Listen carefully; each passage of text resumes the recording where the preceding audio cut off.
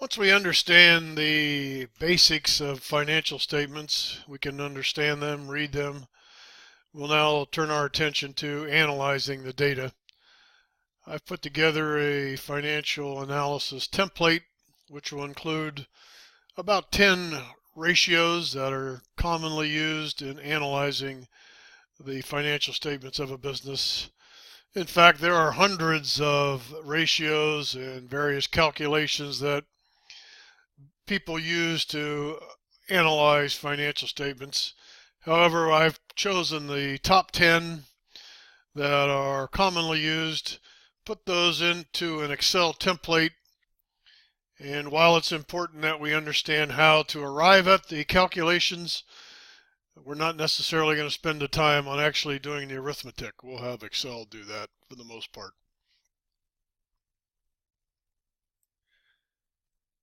When analyzing financial statements, we like to get as much historical data as we can. It's always nice to draw comparisons over a time period. In Yahoo Finance, many of the companies that we look at will have a 3-year history, so that we'll be able to pull data for 3 years. It's also important to be able to compare the financial performance of a company to what's going on in the industry. Industry averages are commonly used to compare to business financial statements. We'll be able to do that to some extent. Sometimes this data is hard to come by.